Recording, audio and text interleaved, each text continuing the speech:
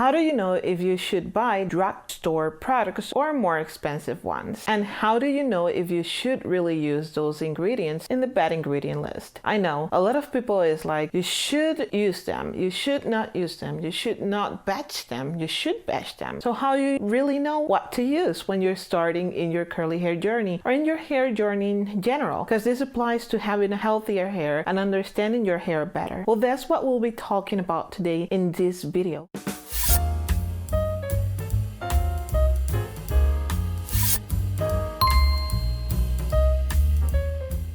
Hello beautiful, welcome back to Curly and Elegant. If you're new, my name is Janet Almodovar. If you want to know more about hair care, hair tips, effortless weight loss, confidence, self-esteem, how to level up in your journey, make sure to press the subscribe button below. Now, today as I said, we'll be talking about how to know whether or not we should choose a cheap or a more expensive product. Because there's something that it seems to be difficult when you're starting your curly hair journey. And I am here to tell you that it doesn't matter how expensive or how cheap you choose the product. Of course, there are exceptions because some people can't do with some ingredients. Like there is a product from Herbal Essence, a gel that I cannot use at all. Like it does dry my hair. But I have used gels from Aussie and they work perfectly fine for me. So it's not about how expensive or cheap the product is. It's about that some products ingredients don't work for you. However, that doesn't mean that ingredient is bad, and that's something we'll be talking about later on the video. Now, as I was saying, it doesn't matter how expensive or how cheap the product is. If you don't know how to apply it correctly for your hair type, it's not gonna work. So let's say I could be using a more expensive, let's say Aunt Jackie's Don't Shrink Gel. I could be using that gel. However,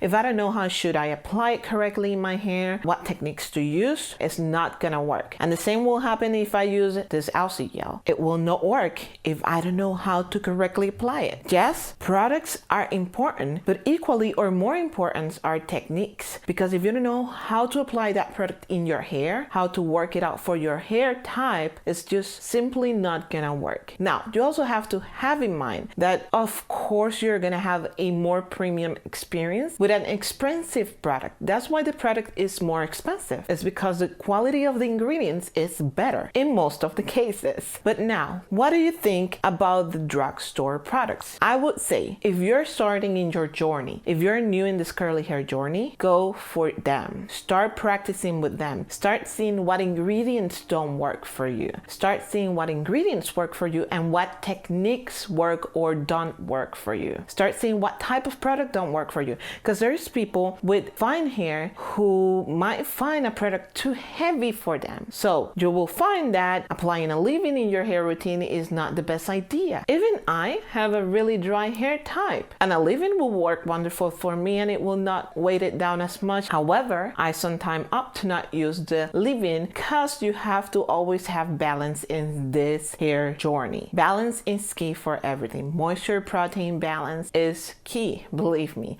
I didn't know about it. I didn't know how much moisture my hair needed until I started using deep conditioners. However, you might see some people's hair types will not hold a deep conditioner, will not work for them. And some people even might experience dandruff because of the buildup. So that's what happens when you don't know how your hair reacts to certain things. Some people's hair might do wonderful with a gel. Some people's hair won't. It's the same with mousses, foams, hairsprays. Yes, I don't use a hairspray in my hair because my hair does hold the curl very well. There's people who use it and it works wonderful for them. So learn to know how to take care of your hair first before starting jumping in the more premium products. Because if you start jumping right away and you don't know what you're doing with your hair, you will end up disappointed and you most likely say this journey is really expensive, when in reality it's not. It is time consuming in the beginning because you need to learn how to adjust to this new thing. And you might think, yes, it takes forever to do her hair. No, it doesn't. Now it takes me just 30 minutes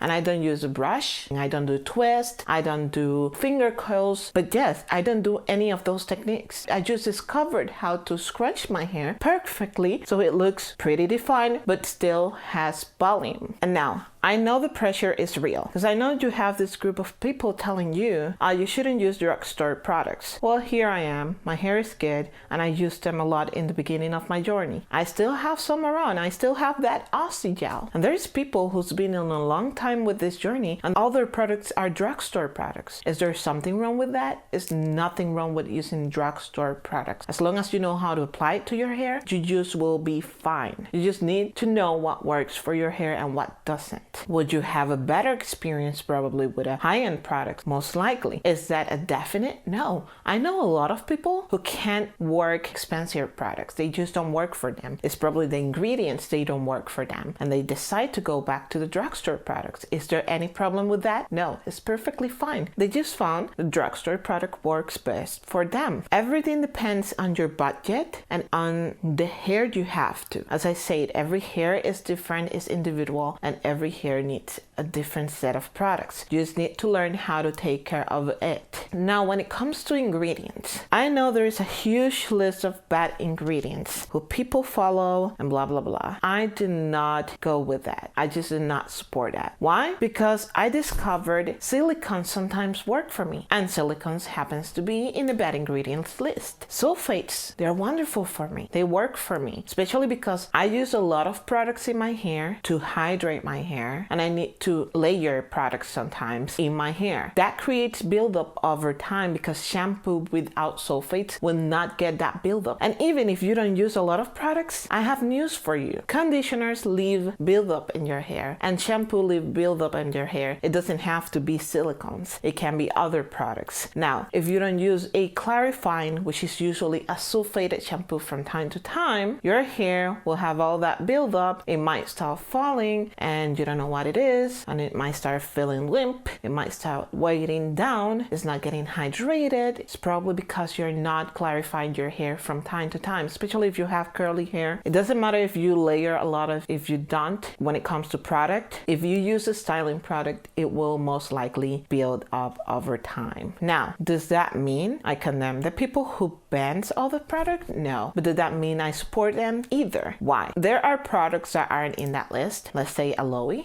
as an example, that don't work for me. But I know people who use aloe and their hair looks so wonderful. And that's why I tried aloe at the first place. I was like, I want to try this. Her hair looks so good. But my hair couldn't hold it. And there's people who is even allergic to aloe. So everything depends on your specific hair needs. What do your hair really need? That's a question you should be asking yourself. You shouldn't be going through banning list of ingredients and this no sense of whatever. Now start opening, and the best thing is to do it with drugstore products because they are cheaper, so you get to experiment more in a budget. You don't really have to break the bank with going natural or learning how to take better care of your hair in general. You just need to know what your hair needs. That's all you need to know. There's nothing more to that. Once you learn the ideal techniques for your hair, the ideal products for your hair, what ingredients don't work for you at all. It could be silicones, it could be sulfates, and it could be included in that list of banned ingredients, but you will never know if you don't give them a chance. Well, that's everything for today. I hope I covered everything and I hope you enjoyed this video. Make sure to press the subscribe button below, like this video if you do, and leave your comment so I can know what I could help you with, what doubt you have, or anything you would like to add to this topic. You're more than welcome to do so. Also, make sure to share this video with whoever you think it might be helpful for, and I'll see you in the next video, beautiful.